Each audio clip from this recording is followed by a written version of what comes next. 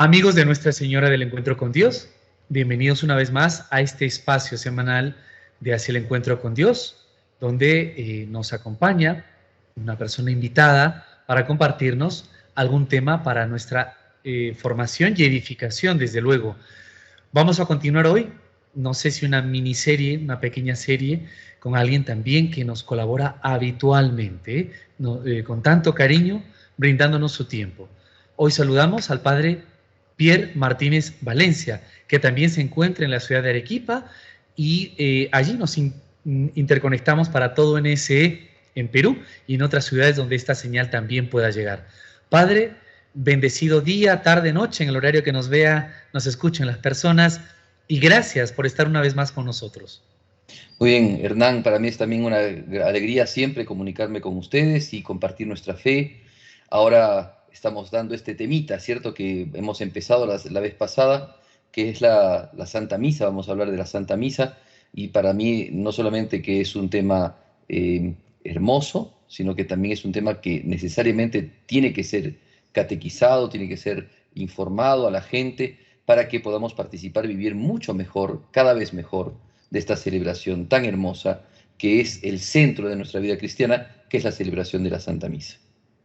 Estupendo, Padre. ¿Por qué no iniciar, recordar un brevísimo repaso? Pero me hacía pensar usted en una frase, me parece, algún documento del Magisterio, que la Eucaristía es fuente, ¿no? Y cima de toda la vida cristiana. O sea, como usted muy bien acaba de decir, no estamos hablando de algo pues muy bonito, no, estamos hablando de algo central.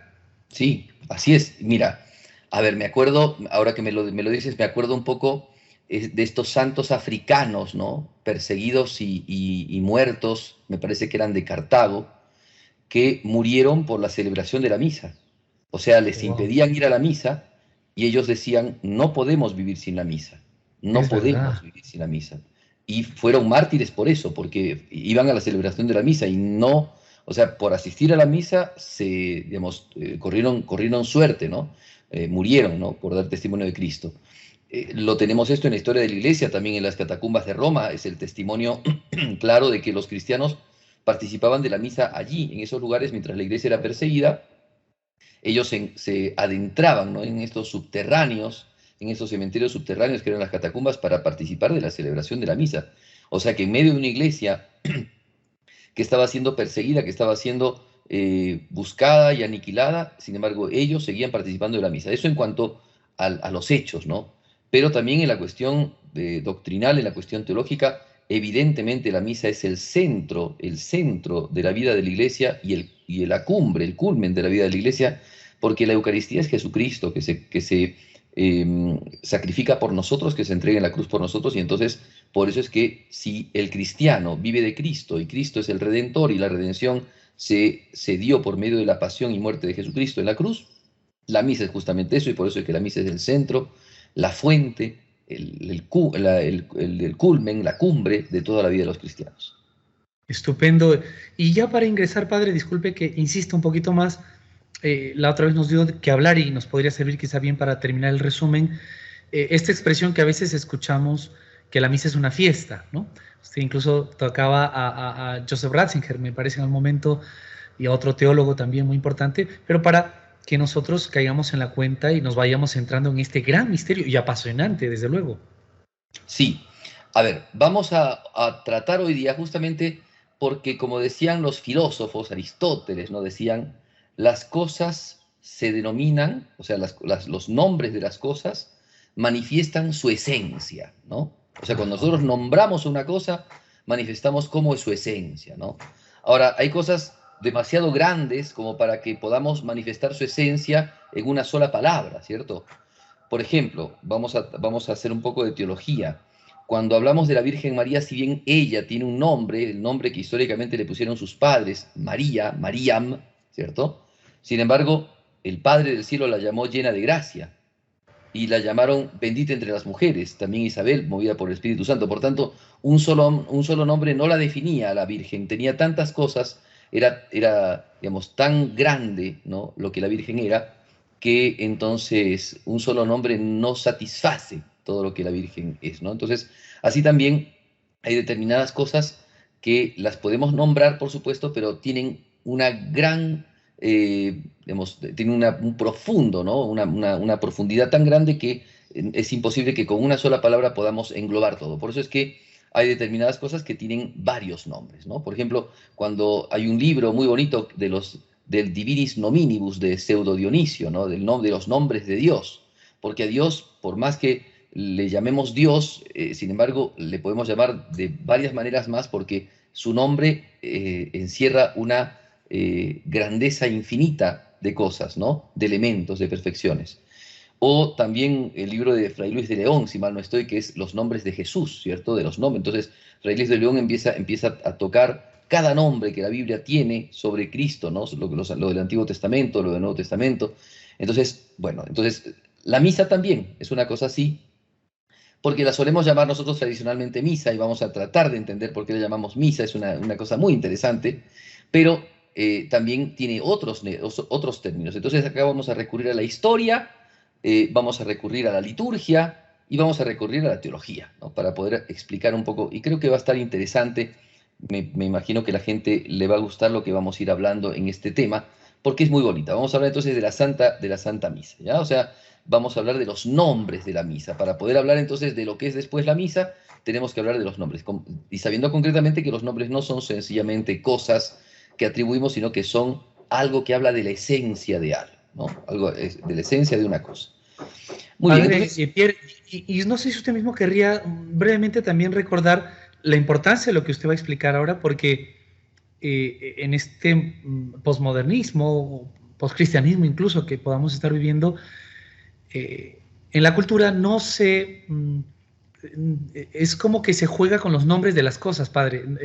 No sé, se nombra cualquier cosa según yo me sienta, afecte el relativismo. No sé si quieren brevemente Sí, recordarnos esto que estamos viviendo.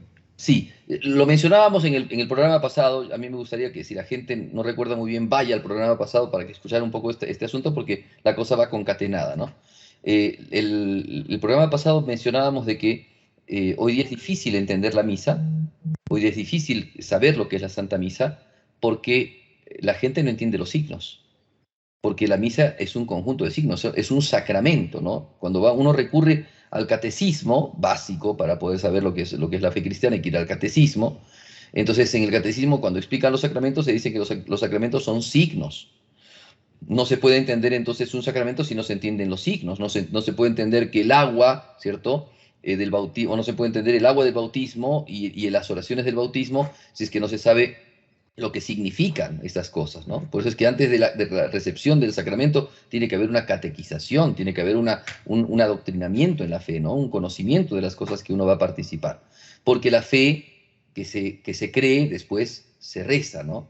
La lex credendi, después se hace lex orandi, ¿no? La fe que nosotros ahora la proclamamos, la creemos, ¿no? La aceptamos y la profesamos con libertad, es esa fe que después la proclamamos en la alabanza, después digamos, rezamos con esa fe y en esa fe. Entonces también hoy día no se conoce de la misa o se entiende cualquier cosa de la misa porque no se sabe cuáles son los signos, o sea, no se sabe el signo de qué es la misa. Y al no saberse qué signo de qué es la misa, entonces no se entiende lo que es la misa. Por eso es que también nos van a ayudar los nombres a entender lo que es la misa, porque nuevamente decimos, los nombres no son solamente maneras cliché de mencionar tal o cual cosa, sino que son manifestaciones de la esencia, ¿no? O sea, ¿qué es concretamente la misa? Muy bien, entonces vamos a empezar, si te parece, voy a dar ciertas cosas bíblicas, patrísticas, históricas, para que tengamos un conocimiento de lo que es la celebración de la misa por los nombres de lo que es la misa, ¿ya? Entonces, Adelante, padre. bien, la primera cosa que quiero contarles, ¿no? Hay términos que están en la Biblia.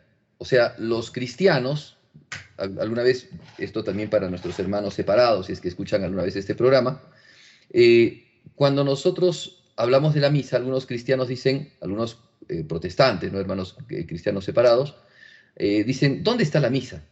¿Dónde aparece misa? En la La misa Biblia. no es bíblica. O sea, nosotros somos bíblicos, ellos dicen que son bíblicos, pero la misa no es bíblica. Entonces, ¿cómo podemos creer en algo que no es bíblico? Nosotros creemos en Cristo y no aparece la misa en la Biblia. Pues bien, esto es importante decirlo porque la misa sí es bíblica. Ahora, la terminología, ¿no? Así como, por ejemplo, el término purgatorio, sí, no está en la Biblia, pero se entiende claramente cuando uno va a los textos de San Pablo o cuando va a los textos del mismo Cristo, a qué se refiere la palabra purgatorio. El término Trinidad no es un término que esté en la Biblia, es decir, no aparece un término bíblico Trinidad, pero se entiende que cuando Cristo habló del Padre y habló del Espíritu Santo y habló de que Él es el Hijo, se hablaba de una trinidad de personas. Pues así también, Claro. cuando utilizamos el término misa, pero la cuestión es más interesante todavía, porque el término misa, en su definición latina, viene del término misit, que significa envío, ¿no? Enviar. Y uno dice, ¿qué tiene que ver esto con la celebración de la misa? Pero sepan que la misa, por tanto, no tanto el nombre, sino la acción litúrgica de Cristo, sí es bíblica, por supuesto que es bíblica. Eso está en la Última Cena. Eso está narrado en los Hechos de los Apóstoles, cuando, por ejemplo, Hechos 2:42, ¿no? Cuando se dice que los cristianos todos los días perseveraban unánimemente, ¿no? En el templo, iban a visitar al templo y rezaban allí, eran judíos, por supuesto, eran cristianos que venían del judaísmo, y después se unían a la fracción del pan y a la escucha de los apóstoles, ¿no? Entonces la palabra fracción del pan, fractio panis, ¿ya? Es un término que es bíblico. Está presente también en el Evangelio de San Lucas, cuando los discípulos de Emaús estaban con Jesucristo, ¿cierto? Lo invitan a Jesucristo a su casa, y estando con Jesucristo, Jesús entonces tomó el pan, lo partió, y ellos lo reconocieron, y desaparece Jesús y se van corriendo a Jerusalén, y le dicen a los apóstoles, no, porque dice Pedro, ¿no? Yo lo he visto, las santas mujeres, nosotros también lo hemos visto, y los discípulos de Emaús dicen, también lo hemos visto, lo hemos reconocido en la fracción del pan. El término fracción del pan entonces no se convierte en un término, digámoslo así, no era un término más, empieza a ser un término técnico para ellos. La fracción del pan empieza a ser un término en el cual ellos no solamente que recuerdan algo que hizo Jesús, sino está presente el Señor en la fracción del pan. Nosotros lo hemos reconocido en la fracción del pan, ¿no? Y ese término lo utilizaron los cristianos para hablar de esta reunión que tenían, de esta asamblea solemne que tenían, en donde, además de escuchar la predicación de los apóstoles, la instrucción de los apóstoles y digamos, la oración que tenían con los presbíteros, con los diáconos, también se unían a hacer esto que Jesucristo les había dicho, ¿no? Tomen y coman, esto es todos de él, esto es mi cuerpo, tomen y coman todos de él, es mi sangre, ¿no? Hagan esto en memoria mía. Entonces se juntaban ellos a hacer la memoria, el memorial de la fracción del pan. Entonces todavía en ese tiempo, ¿cierto? Los términos misa no aparecieron, pero sí el término fracción del pan y la acción, o sea, más allá del término, la acción, ¿no? Perseveraban unánimemente en el templo y hacían la fracción del pan. Hechos 2:42, es bíblico. También en el versículo 46 está. Muy bien, entonces se entiende esto, que no es, pues, se juntaban a hacer su comidita, ¿no? No es que se juntaban a comer juntos, ¿no? A tener su cenita, porque, digamos, después de ir al templo iban a comerse alguito, ¿no? Como después nos tomamos un tecito, una cosa así. No, no era así, sino que hacían esta celebración. Por eso es que era tan importante y la tomaban tan en cuenta. Muy bien, San Pablo, en la carta a los Corintios, utiliza también este término, el pan que partimos. No es la comunión con el cuerpo de Cristo. 1 Corintios 10:16. El pan que partimos. ¿Ven? El pan que... Claro, nosotros, la fracción del pan, el pan que partimos, podemos entenderlos distintos, pero acuérdense que en el texto griego la terminación es básica, perdón, la palabra es básica, ¿no? Es básica. Fracción del pan, ¿ya? Entonces, eso es importante. Entonces, el Nuevo Testamento nos habla de esto. Ahora, es por tanto bíblico. Es bíblica la acción. Se unían todas las semanas, los primeros días de la semana, se unían a las oraciones, a la fracción del pan, y eso es lo que hacían. Esa era la vida de los cristianos. O sea, así como por ejemplo la gente de un partido político tiene su asamblea, así como la gente de otra religión tiene tal vez su asamblea, pues los cristianos se reunían y esto es lo que hacían en la asamblea. La asamblea servía para hacer la fracción del pan, ¿ya? Entonces tomaban esto como un elemento importantísimo. Otra cosa que también me parece importante tomar en cuenta es, entonces, que este término, fracción del pan, ¿cierto? Es un término que hablaba exclusivamente de la Santa Misa, exclusivamente, ¿no? No había otra alusión, ¿no? O sea, no se hablaba de esto. Acuérdense que San Pablo, en la primera carta a los Corintios, va a retar, ¿no? Los va a increpar a los cristianos de Corinto de que han convertido esta celebración de la fracción del pan en una comida en donde algunos se comen entre ellos, o sea, se juntaban para comer entre ellos, o sea, confundieron la celebración de la fracción del pan con una especie de comida. Y en esa comida eran tan, inclusive, tan segregadores que a los pobres los dejaban a un lado y los ricos se iban a comer a otro lado. Y dice San Pablo, sí. y dice San Pablo, para que entendamos esto, ¿no tienen ustedes casas para comer? O sea, si ustedes quieren comer, vayan a comer a sus casas. Esto no es una comida, esto no es una, para que se entienda, ¿no? No es una comida. Es el pan que partimos. Y entonces ahí se atreve inclusive, o sea, dice con toda su fuerza San Pablo, ¿no? Sepa quien come de este pan y quien bebe de este cáliz, si comen mal, injuriosamente, comen y beben su propia condenación. Entonces, ¿de qué estamos hablando acá? De que esta celebración, este pan que partimos, no es un pan común. No es una invitación solamente a comer una cena, a hacer un ágape, ¿no? Una especie de cena fraterna. No, era una celebración exclusiva que hacían. Perfecto, entonces, eso es bíblico, ¿ya? Entonces, desde ahí partimos. Ahora, también es bíblica la frase banquete del Señor, ¿ya? Porque sí, se da a modo de alimento. Por tanto, se puede entender que es cena del Señor o banquete del Señor. De hecho, en las antiguas iglesias en Roma hay la parte donde está el altar, ¿no? Tú has visto, por ejemplo, si alguien ha visto fotos de la iglesia de San Pedro, en la iglesia de San Pedro está el altar más importante, que es el altar, ¿no? De la confesión, así se le llama, el altar de la confesión. Y encima del altar hay una especie de como casita enorme, alta, que se llama baldaquino. Pero otras iglesias, las otras iglesias mayores de Roma, tienen otros altares y encima, como especie de casitas grandes, pero no se llama propiamente baldaquino, sino que se llaman chivorios. Y la palabra chivorio o ciborio es una palabra que viene de latín, chivus, que significa alimento, comida, cena, ¿me entiendes? Entonces es el lugar de la cena. O sea, imagina, esto es antiquísimo, estamos hablando de iglesia latina. Bueno, entonces habían determinados lugares donde se celebraba la misa, donde estaba el altar y donde se le llamaba esto chivorio, ¿sí? El lugar exacto, sagrado, donde se celebraba este banquete, esta cena especial que era el banquete de Cristo. Ahora, entonces, esto es un tema bíblico. Está presente, por ejemplo, el tema del banquete del Señor, está presente en la primera carta a los Corintios 11:20, ¿no? Ahora, pues, cuando os reunís en un mismo lugar, no es para comer la cena del Señor, no dice San Pablo, o sea, es la cena del Señor. Esa cena del Señor no es la cena común, no es la cena de otros, es la anticipación de la cena o de las bodas de la Jerusalén celestial, por ejemplo, ¿no? Porque en Apocalipsis también dice, dichosos los convidados al banquete del Señor, lo que nosotros hacemos en la misa, ¿no? Cuando el sacerdote dice, este es el Cordero de Dios, ¿no? Dichosos los invitados al banquete del Señor.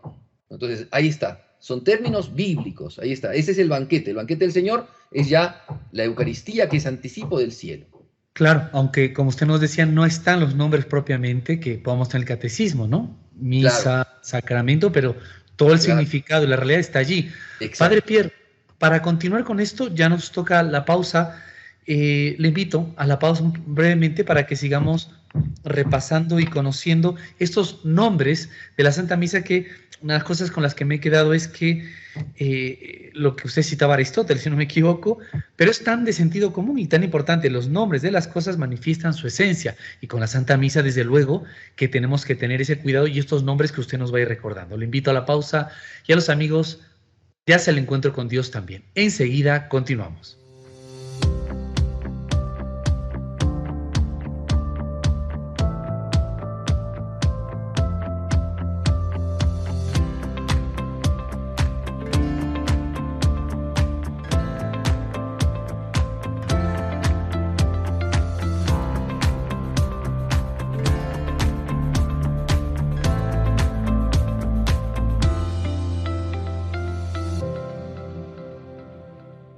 Amigos de Hacia el Encuentro con Dios, continuamos este segundo bloque de este programa, Hacia el Encuentro con Dios, con el Padre Pierre Martínez Valencia, hablando un tema realmente muy interesante, que es la Santa Misa y la secuencia del programa anterior. Pueden entrar a nuestro canal en YouTube para verlo.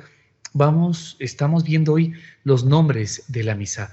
Me había quedado en el bloque antes de la pausa, Padre Pierre, agradeciéndole que esté con nosotros y con las dificultades técnicas que estamos teniendo, pero sobre la importancia de que los nombres manifiestan la esencia de las cosas. Me ha hecho pensar, decía yo, en un mundo en que llamamos al aborto interrupción del embarazo, al asesinato de ancianos muerte digna, y así otras tantas cosas, Padre, en que nos están haciendo como, nos dan gato por liebre, no sé, y también en la Santa Misa hay que tener cuidado. Exacto, exacto. O sea, es un mundo en el que hay todo, hay todo un estudio acerca de este tema, ¿eh? El tema del tema de los nombres, ¿no? El tema de nombrar cosas, ¿no? Por ejemplo, la teoría de Wittgenstein está muy metida aquí, ¿no? Con el tema de pensar que las cosas son solo nombres. Y esto es algo que viene del nominalismo de Occam, una filosofía, ¿cierto? Pero nosotros, por supuesto, en nuestro realismo, tenemos que siempre decir esto, que cuando nosotros nombramos algo, los nombres, o sea, tienen la fuerza de explicar, porque tenemos la capacidad de conocer la realidad, ¿no? Entonces, la realidad de la misa es una cosa y por eso es que los distintos nombres que utilizamos para ella nos ayudan a entenderla, ¿cierto? Muy bien. Yo aquí quiero seguir al gran liturgista Jungmann, que es un profesor de liturgia que escribió varios textos acerca de lo que era la Santa Misa. Y entonces allí él va a dar ciertos otros nombres de los que me voy a agarrar ahora, que están en la tradición de la Iglesia, y me sirve esto porque vamos a hablar ahora de términos patrísticos, de términos de la época inclusive casi medieval, ¿cierto? Acerca de la Santa Misa, ¿ya? Y entonces habíamos utilizado el término, o habíamos dicho que la misa ha sido llamada fracción del pan, ¿cierto? Por la iglesia primitiva, está en los Hechos de los Apóstoles, también ha llamado banquete del Señor, San Pablo, ¿cierto? Bien, y después otro término bíblico, por supuesto, es el término Eucaristía, ¿no? Eucaristía. Claro, nosotros antes hemos hablado de la fracción del pan, ¿cierto? Pero la palabra Eucaristía significa propiamente acción de gracias, ¿no? Acción de gracias. Es una actividad que hizo Jesucristo. Dice, cuando Jesucristo multiplicó los panes y los peces, ¿no? Rezó la acción de gracias y después partió los panes, ¿no? Entonces, nos habla de esta manera o sea, esta manera de hablar de la Eucaristía nos hace relación a los milagros, ¿no? Bíblicos de multiplicación de panes y peces.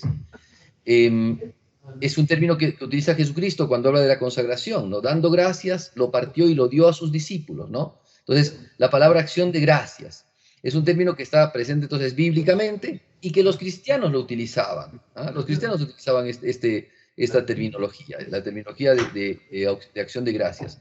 Por tanto, era también para los cristianos un término técnico para hablar de esta celebración que hacían, en la que se reunían los primeros días de la semana, hacían la acción de gracias, ¿no? Hacían la acción de gracias. Eso es bíblico, entonces.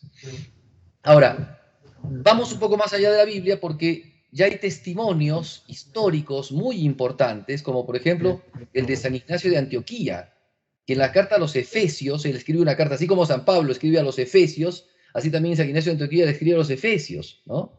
Y después también le escribe a los filipenses, ¿no? San Ignacio de Antioquía, y a los esmirnitas, ¿no? A los de Esmirna.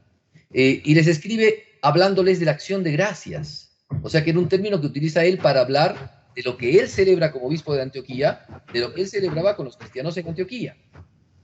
Entonces, el término acción de gracias significa acción sagrada, ¿cierto? Era la acción sagrada que ya los padres, ¿no? En el año 100 la utilizaban para hablar del sacrificio eucarístico. O sea que esa acción de gracias era el acto que había hecho Jesucristo, por el cual nos había traído todos los beneficios de Dios. El acto por el cual Cristo había venido a este mundo y nos había dado su redención, ¿no? Y hemos sido redimidos. Y entonces esto nos da a nosotros la capacidad de vivir la gracia, por eso la acción de gracias, ¿no? Entonces, también otro texto de la antigüedad, estamos hablando de la Didaché, uno de los textos más antiguos que hemos encontrado, ¿no? De la vida de la Iglesia. Sí. Aparece el término Eucaristía, en donde se habla de los dones sagrados, ¿no? Entonces, o sea que este término era muy usado. O sea, si bien los términos banquete o cena del Señor, o el término fracción del pan eran términos utilizados, pero el término que de alguna manera más se introdujo en la vida de los primeros siglos, fin del siglo I, comienzo del siglo II, o sea, año 100, es el término Eucaristía. Aparece en San Ignacio de Antioquía, aparece en la Didache, San Justino, ¿no? Habla del tema de la acción de gracias, de cómo los cristianos se reúnen, e inclusive describe un poco lo que es la celebración de la misa, San Justino. Tertuliano, otro padre de la iglesia, ¿no? Africano, también primitivo, habla de la Eucaristía. También San Cipriano habla del término Eucaristía. O sea, por tanto, este término es un término muy fuerte que lo utilizaban en la iglesia de Oriente, pero también en el lado de Occidente, porque Tertuliano es africano, es de Occidente. Entonces ya la utilizaban esta terminología en Oriente para hablar de la misa y en Occidente, ¿ya? En otro término que es utilizado principalmente en África, tú sabes que claro, ahora tú hablas de África y piensas, pues, no sé, en los países de Sudán, ¿no? Sí. Bueno, no, pero antiguamente en África del Norte, toda la zona de lo que es Egipto, Túnez, Marruecos, ¿no? Toda esa zona era zona bien evangelizada por la Iglesia Católica, ¿no? De esa zona es San Agustín, ¿cierto? Claro. Muy bien, entonces en África, en toda esa zona de África, utilizaban el término oblatio o sacrificium, o sea, oblación y también sacrificio. Eran términos que utilizaban para hablar de la misa. Por tanto, era un sacrificio de alabanza, era un sacrificio puro, ¿no? Son términos que están presentes también en la Sagrada Escritura, ¿eh? Es un sacrificio puro, es un sacrificio único, es un sacrificio espiritual, es comunión, ¿ya? Pero lo llamaban así, oblación o sacrificio, ¿ya? Hablando de la misa. Ahora, aquí aparece un personaje muy interesante de la antigüedad que era de Occidente y que se fue a Oriente a peregrinar. Es conocida esta mujer como la peregrina Eteria o Egeria, ¿sí? Que, digamos, están sus textos, es una mujer que se fue a peregrinar, esto es en el siglo, si mal no estoy, cuarto, quinto, o sea, en el año 300, ¿cierto? Que fue a peregrinar al oriente cristiano. Era una cristiana que fue a peregrinar al oriente cristiano. Y pasó por distintos lugares, pasó por Jerusalén, pasó por Belén, pasó por Siria, ¿no? O sea, fue recorriendo, pasó por el Sinaí, o sea, pasó haciendo un recorrido religioso de peregrinación, y allí ella observó cómo celebraban las fiestas cristianas, cómo celebraban la Santa Misa, cómo celebraban la Pascua. Estuvo presente en las Pascuas en Jerusalén, por ejemplo, y ella va contando qué cosas se hacía y cómo la gente hablaba de esto. Entonces, ella dice que en Palestina, ¿no? Además, la peregrina Egeria es una peregrina que viene de España, ¿ya? De la zona, digamos, actualmente de Galicia, pero era la zona occidental del Imperio Romano. Entonces ella tiene todo su pensamiento occidental, pero va a Oriente como cristiana a peregrinar por esos lugares santos, ¿no? Entonces ella va a decir, ¿no?, que la misa, ¿cierto? Por ejemplo, es una oblación, ¿no? Entonces utiliza el término oblación, o sea, participar de la misa, ellos van a participar de la oblación, dice ella. Después utiliza el término comunión, ¿no?, porque nos dan la comunión, nos hacen comulgar. Mira que el término ya está presente en ese tiempo, ¿eh?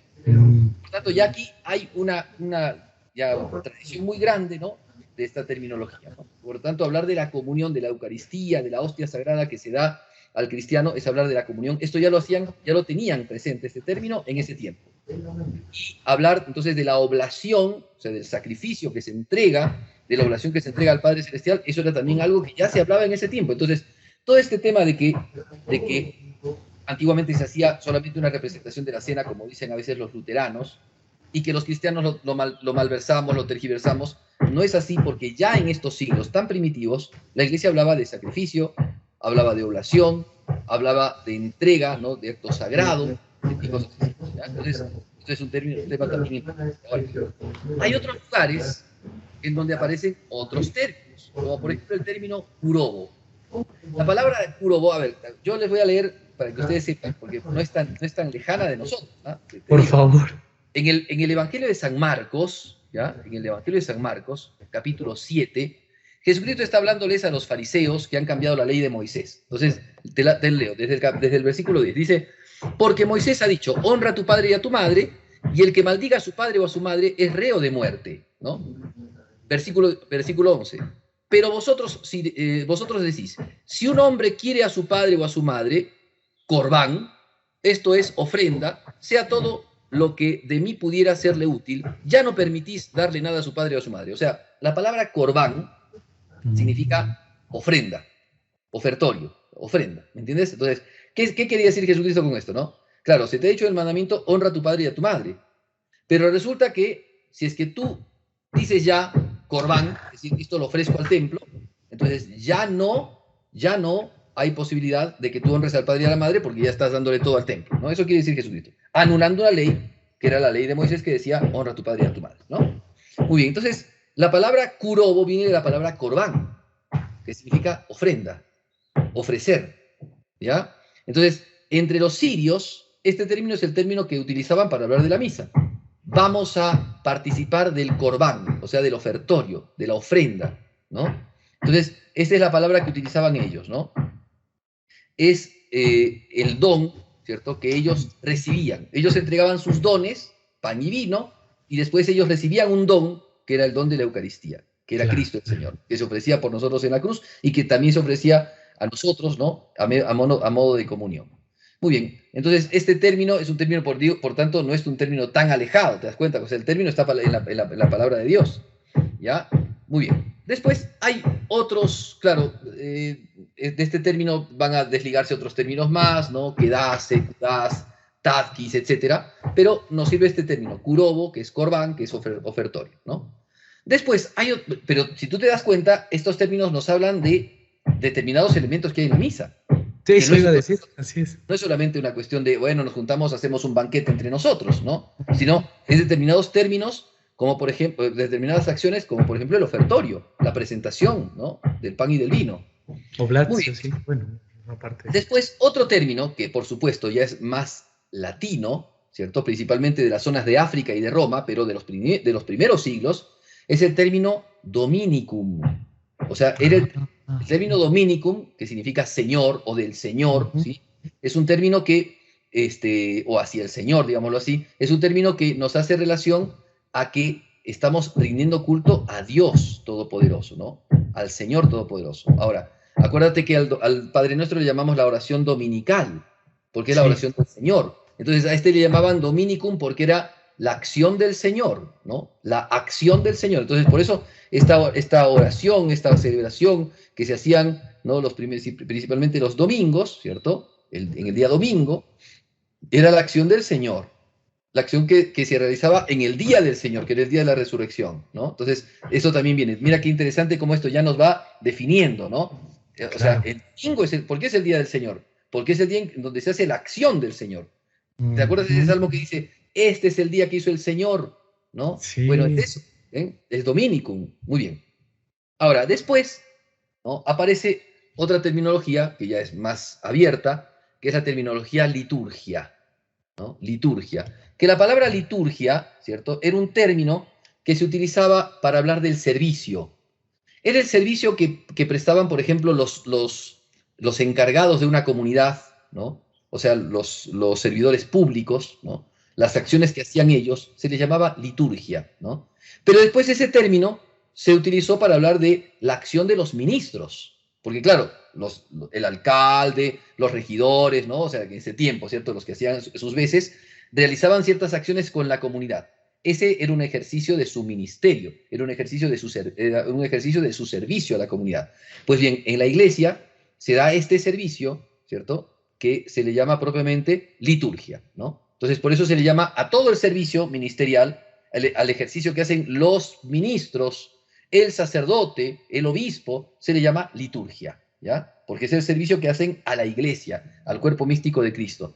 Y le empiezan a llamar santa liturgia o divina liturgia, que es el término que utilizan los orientales actualmente para hablar de la misa. Los orientales, los de rito bizantino, los ucranianos, los rusos, no le llaman misa, le llaman divina liturgia a la celebración de la misa. Todo el campo ortodoxo. Claro, Por ejemplo. claro, sí, inclusive los católicos, los greco-católicos, ¿no? Los de rito bizantino católicos, ¿no? Los ucranianos que son católicos y que los uniatas, pues toda esa gente celebran la Santa Misa y a la Santa Misa le llaman divina liturgia, ¿ya? Entonces eso ha quedado hasta ahora. Para ellos no se llama, si tú vas a Rusia, si tú vas a Ucrania, si tú vas, no sé, a Grecia, no le llaman misa, no le llaman curobo, no le llaman fractio panis, no, le llaman divina liturgia, ¿ya? Divina liturgia. Entonces, esa era la manera como el ministro se ponía ante el Señor y celebraba las acciones sagradas, ¿no?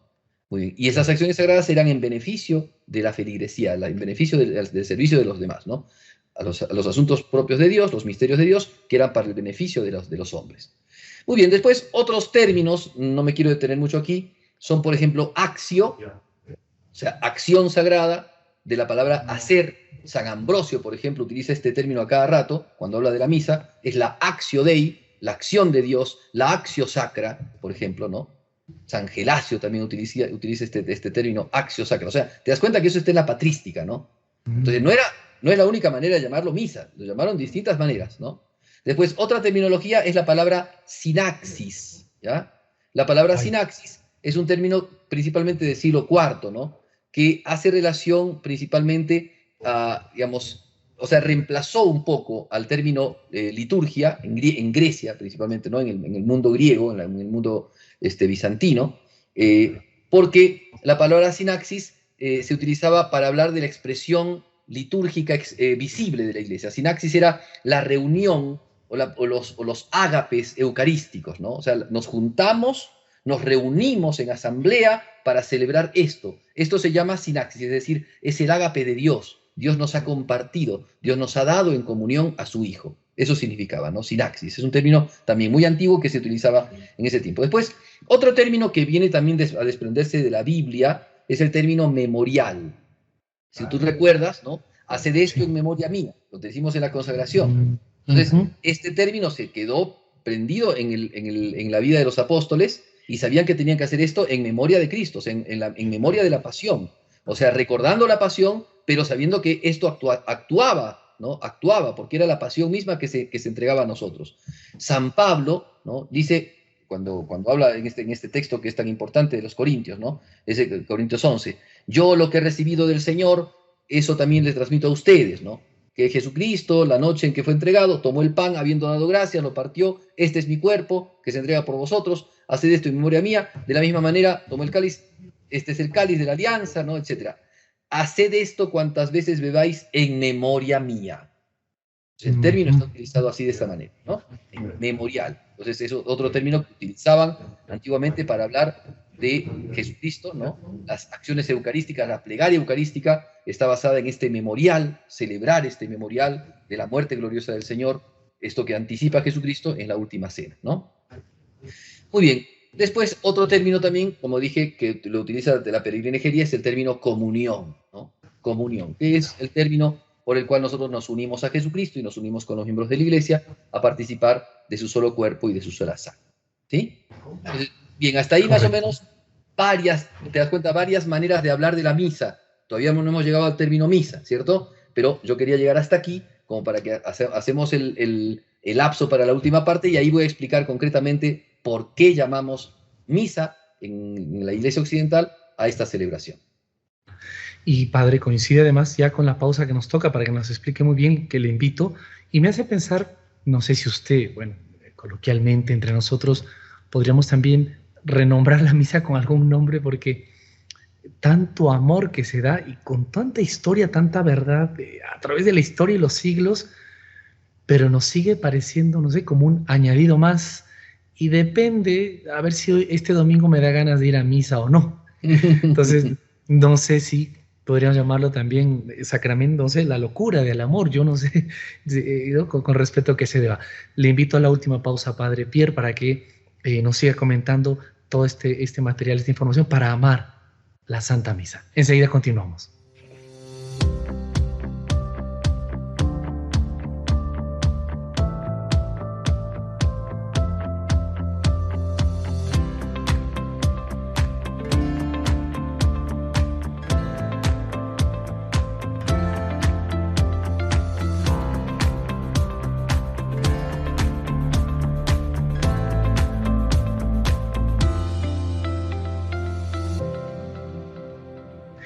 Amigos de Hacia el Encuentro con Dios, la última parte ya de este programa tan bonito, esta pequeña serie que hemos iniciado sobre la Santa Misa con el Padre Pierre Martínez Valencia, que desde Arequipa se conecta con nosotros, también con este equipo para todo NSE Perú, y con este tema, decía, de la importancia de conocer, formarnos sobre la Santa Misa. Ya tenemos un primer espacio grabado, está en el canal YouTube para que ustedes también accedan, y hoy estamos viendo sobre los nombres de la Santa Misa. Padre Pierre Martínez, nuevamente muchas gracias. Y bueno, en este último bloque, ¿con qué vamos a continuar? Y vamos a, no sé, si profundizar en algo de ello. Ya, muy bien. A ver, yo más o menos he ido avanzando, porque esto es importante, Hernán. Mira, claro, nosotros dijimos al principio, ¿no? Los nombres manifiestan las esencias de las cosas. La misa tiene varios nombres, en realidad. La Iglesia ha ido poniendo distintos nombres porque se refiere a determinados aspectos de la Santa Misa.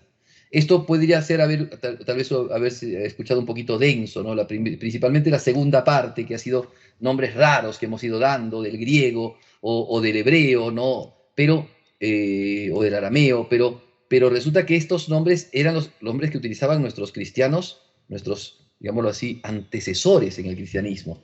Y con eso manifestaban lo que era la misa. Ahora bien, ¿pero qué pasa? Y vamos a explicar ahora el término misa. Resulta que en el rito latino, estamos hablando de la iglesia occidental, la iglesia romana, que es la iglesia occidental, ¿no? Cuando se habla de la iglesia romana, se habla de la iglesia de Occidente, porque la iglesia de Oriente, en el tiempo de Constantino, era la iglesia que tenía como sede, ¿no? Constantinopla, ¿no? Aunque la iglesia tiene digamos, como pastor al Papa, ¿cierto? Sin embargo, era muy fuerte la iglesia constantiniana, y además hay que pensar, claro, ahora nosotros nos estamos comunicando virtualmente, queremos tener una información, vamos al internet y vamos a la información, y después nos llegan las informaciones en tiempo real, ¿no? Pero en ese tiempo no era así. Entonces, los apóstoles predicaban el evangelio. Ellos tenían una vida hecha con Jesucristo y predicaban el evangelio según lo que habían escuchado hablar de Jesús con toda fidelidad. Pero en las comunidades cristianas, entonces, por ejemplo, llegaban a Éfeso, llegaban, por ejemplo, a la India, como dicen que llegó Santo Tomás, llegaban a Egipto, como dicen que llegó San Marcos, por ejemplo, Egipto, o llegaban, por ejemplo, no sé, a Roma, o llegaban como San Andrés, que dice que llegaron a la zona de más adentro, ¿cierto?, de Grecia, ¿no?, de Turquía, perdón. Entonces, ¿qué pasaba allí? Se establecía una comunidad cristiana. ¿Cuáles eran los nexos que tenían con la comunidad de Jerusalén, con la comunidad? Claro, los nexos de la fe, de la esperanza y de la caridad.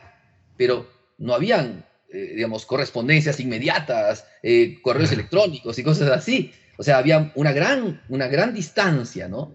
Entonces, en base a la historia propia de cada comunidad cristiana, principalmente de cada lugar donde se establecía grandemente la iglesia, Alejandría, Jerusalén, Antioquía, Roma, ¿no?, se establecen determinadas tradiciones, es decir, determinada manera de vivir el cristianismo, todos en unión con la fe. En la fe son muy iguales, pero en la medida que va pasando el tiempo, van apareciendo determinadas cosas. Por ejemplo, surgen himnos, surgen maneras de, por ejemplo, de celebrar la Santa Misa que han sido inspiradas por un apóstol y se han mantenido como herencia en ese lugar.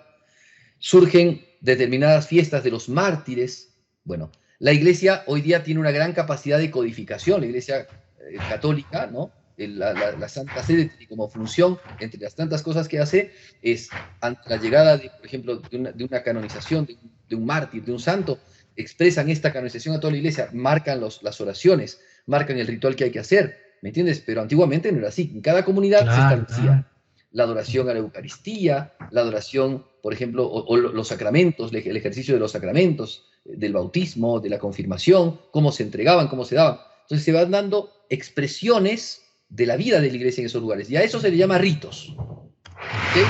Entonces, aparecen distintos ritos. La iglesia tiene un montón de ritos. El rito, por ejemplo, está el rito alejandrino o el rito copto, ¿cierto?, que es el rito de la iglesia de Egipto. El rito de la iglesia, por ejemplo, de Siria, ¿no?, el rito Ciro, Malabar. Yo he escuchado maronita, padre, no sé si corresponde, los de San Marón, claro, que digamos, son herederos de San Marón, o los herederos de San Juan Crisóstomo, que son los griegos, ¿no? Bueno, y así empieza, porque son los que iban codificando, ¿no? Iban codificando la liturgia de esos lugares. Entonces, tienen como base, por supuesto, la Eucaristía, la palabra de Dios, que eso es básico. Toda la liturgia universal de la Iglesia tiene como base estas dos partes, la liturgia de la palabra y la liturgia de la Eucaristía. Pero las expresiones, las oraciones, los rituales van cambiando mucho. Entonces, Claro. porque dependía de cada lugar. Entonces, a eso se le llamaban los ritos, los ritos. El rito oriental, que está diseminado en distintos ritos, y después el rito occidental, que era el rito romano. Ahora, pero también te soy sincero, hay también dentro de la iglesia latina, la iglesia romana, existen distintos ritos, el rito Ah, galicano, sí. el rito mozárabico, que es de España, el rito, por ejemplo, de ambrosiano, que es del norte de Italia, ¿no? O sea, distintos ritos, claro, pero después se han ido unificando, la iglesia los ha ido unificando, y después llegó un momento en que la iglesia romana es la que estableció todos los ritos para todas las, para todo digamos, lo que era occidente cristiano. Ahora, nuevamente vuelven a aparecer ciertas expresiones, ¿no? Pero la iglesia quiso ordenar esto, ¿no? El rito latino. Bueno, entonces, ¿qué pasa? ¿Qué quiero decir con esto? Que la iglesia fue viviendo la experiencia de la fe en distintos lugares y aparecieron, así como aparecieron esos rituales, ¿no? Que eran propios de la iglesia según la tradición, pero que variaban en determinadas cosas, así también hasta ciertos nombres. Hemos ido diciendo, en Siria le llamaban tal cosa, en Alejandría le llamaban, en África le llamaban tal cosa a la misa, pues también en Occidente hubo un fenómeno por el cual empezaron a llamarle a esta celebración misa. Y voy a explicar en qué consiste eso, ¿ya? Más o menos. Como dije, en esto sigo nuevamente al padre Jungmann, ¿cierto? Que es el que tiene digamos, una investigación muy profunda acerca de este asunto, ¿no? Porque algunos han intentado identificar por qué la palabra misa, algunos dicen, bueno, porque viene de un término hebreo que significa sacrificar, otros porque la palabra misa viene de la palabra mesa, ¿no? Como por ejemplo dice el padre Bomer esto, otros que, por ejemplo, era la palabra misa patela, era una especie de sacrificio que se hacía por los muertos en el mundo romano, ¿ok? Pero Jungmann, haciendo un serio trabajo de investigación, se da cuenta que no es así. Entonces, él va a investigar y va a ver de dónde viene el término misa. Bueno, el término misa viene de un término latino. La palabra misa viene de la palabra dimicio, que significa, de ahí viene la palabra dimitir, ¿no? Despedir, ¿no? Despedir. O sea, que era despedida. ¿Y por qué la palabra despedida? ¿Por qué utilizamos este término, digamos, para hablar de la Santa Misa? Entonces, hay varios testimonios. Por ejemplo, de San Cesareo de Arles, del siglo IV, o de San Gregorio de Tours, también más o menos de época parecida, en donde hablan lo siguiente, ¿no? También está San Avito, obispo de Vienne, ¿no? Bueno, hay varios testimonios, en donde dicen lo siguiente. La iglesia, en la antigüedad, ¿no? Dividía muy bien a la gente.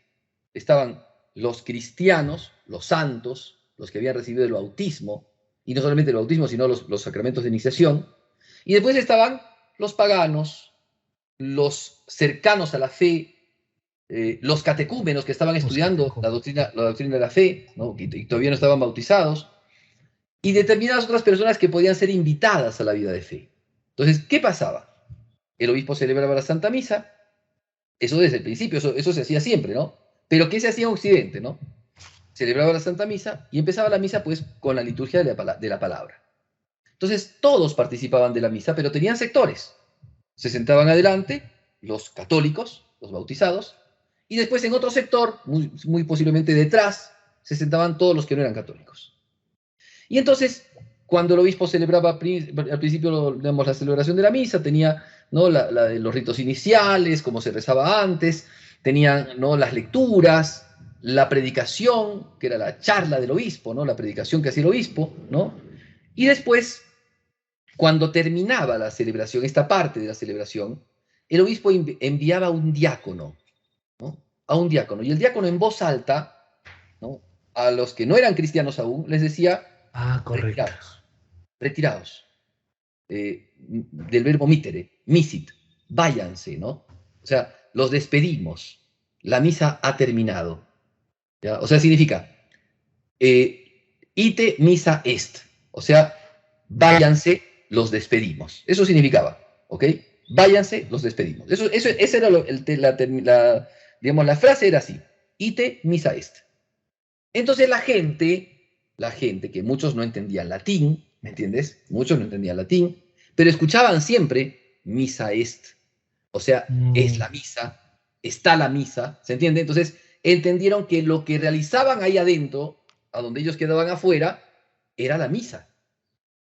Entonces empezaron a llamarle a esta acción segunda, que es la liturgia de la Eucaristía, empezaron a llamarle misa. Por eso es que este término, según el padre Jungmann, me parece que es una cosa muy, muy histórica, porque era así, por eso es que a partir digamos, de lo que nos enseña la peregrina Egeria, que te estoy diciendo que es fines del siglo IV, principio del siglo V, ya empieza a hablar ella de misa. Ellos celebran la misa así, ¿no? La misa la hacen así, porque habían diferencias entre el rito oriental y el rito occidental. La misa la tienen de esta manera, celebran la Pascua. Bueno, entonces es así. La misa, ¿por qué la misa? Porque la parte más importante, el misterio propiamente dicho, se celebraba a partir de que despedían a los catecúmenos y a los que no eran católicos. Misa est. Cosa que ha quedado para el final de todos, porque ahora en la tradición del rito romano, al final de la misa, el sacerdote que dice, la Santa Misa terminado, podéis ir en paz, ¿me entienden? O sea, váyanse en paz. Eso era lo que decían, no a los que terminaban la misa, sino que a los que eran catecúmenos. E inclusive, lo que hacían era imponerle las manos a los catecúmenos y le decían, ite, misa est, ¿no? O sea, váyanse, ¿no? Váyanse, los despedimos. Porque la idea era además, porque también esto habla de envío, ¿no? Los enviamos. Porque esto también quería decir de que lo que han escuchado, lo que han participado, la palabra de Dios que han podido apreciar y que han podido meditar mediante la predicación y de la proclamación del Evangelio, lo pueden ir ahora a predicar al mundo. Lo pueden ir ahora a enseñar al mundo, ¿no? Entonces, ite, misa est. Eso significaba. Y de allí entonces viene la idea y el concepto y la palabra, en realidad, de la Santa Misa. ¿Ya? De ahí viene la terminología de misa. Ahora, Santo Tomás, en la Suma Teológica, y con esto ya termino, dice lo siguiente. ¿Por qué llamamos misa? ¿No? ¿Por qué ya inclusive ahora, por qué, digamos, cuando se terminó este tema de los catecúmenos y ya la iglesia empezó a, porque todos eran cristianos ya, dejaban entrar a todo el mundo, o sea, la razón por la cual dejó de haber este rito era porque ya la cristiandad empezó a crecer tanto de que todos eran ya cristianos, no había que despedir a nadie, ¿me entiendes? No había que despedir a nadie, todos eran ya cristianos, entonces en un mundo ya cristianizado, donde todos estaban bautizados, ya no hacía falta decirle a los catecúmenos ite misa est. Entonces ya después esto quedó como término para hablar de la misa, y sencillamente la terminología de ite misa est o la frase de ite misa est quedaba para el final de toda la celebración, ¿no? Pero Santo Tomás dice, ¿y por qué le llamamos misa? Primero dice, ¿no? Porque el sacrificio, la ofrenda, la oblación, la lleva el sacerdote del pueblo hacia Dios. Pero también la oración del sacerdote la lleva mediante la gente. O sea, es enviado el sacerdote como miembro del pueblo, pero como además como mediador, como pontífice, es enviado para que sea él el que hace la oblación, el sacrificio de Cristo. Eso, misita. Y después dice también, y el mismo sacerdote cuando envía, o sea, envía por medio del ángel, en el canon 1 de la plegaria eucarística 1 de la misa, dice el sacerdote en determinado momento, ¿no? Te pedimos humildemente que esta ofrenda sea llevada a tu presencia hasta el altar del cielo por manos de tu ángel. Entonces decía Santo Tomás, así como es por medio del ángel, el sacerdote envía al ángel para que lleve nuestras oraciones a Dios. Por eso envía, ¿ven? De ahí del término misit, ¿no?